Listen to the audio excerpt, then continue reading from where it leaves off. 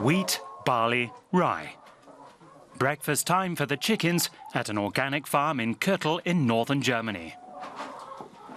For 32-year-old Shahaya Shao from Tanzania, feeding the chickens is the first job of the day. Sometimes I miss home, when I get to feed the chickens here. Yeah, it reminds me of feeding the chickens also as well at home. So it's the same process of feeding them, but in another place, and so you get some memories of what you do back at home. Back at home, Shahaya, whose family also runs a farm, studied natural resource management at university. Here in Germany, he is volunteering for the year. He's not earning much money, but instead he's learning different farming methods. In Tanzania, we have our chickens mostly staying indoors for us, and we give them just food, bought food from the animal feeds. That's prepared food, and they don't get the chance really to go out and eat green stuff. Shahaya's stay has been organised by a German foundation, and his host is organic farmer Andelko Lekic. Today he's teaching Shahaya how to make nutrient-rich soil. Rotten fruit and vegetables from the farm are broken down into compost and mixed with horse dung. This soil has been in preparation for 2 years. Shahaya is taking it to be sterilised to kill off bacteria and weeds. As organic farmers, we want to have sustainable agriculture. We make our own soil and try to create a closed cycle, therefore our own compost, our own earth, and everything we produce here goes back into the cycle. But creating this eco-friendly cycle is labour-intensive. Everything has to be done by hand. On Shahaya's family farm in Tanzania, they use pesticides and herbicides to kill off insects and weeds. Chemicals are useful in controlling diseases in the tropical climate, but they take a big toll on the soil and the surrounding environment.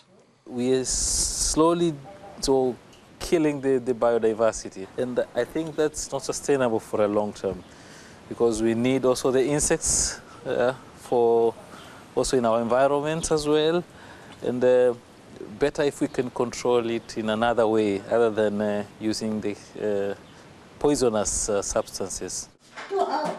Time for lunch. Besides an environmental focus, the farm also has a social aspect. It provides a home for disabled people. Shahaya works with them in the garden and also helps them with day-to-day tasks. I had no experience before, so I also had to learn how to work with them in the garden. And it's challenging, but with time you learn how to have teamwork. You need a lot of patience, but in the long run they are able to work and deliver results, and it helps them. At the farm shop, it's a veritable organic feast. Cooperation with other organic farms means that people here have more than enough to choose from. It's different for Shahaya at home. Water shortages and disease mean that not everyone always has enough to eat. Shahaya has another 6 months left in Germany. When he gets back home, he plans on starting his own organic farm.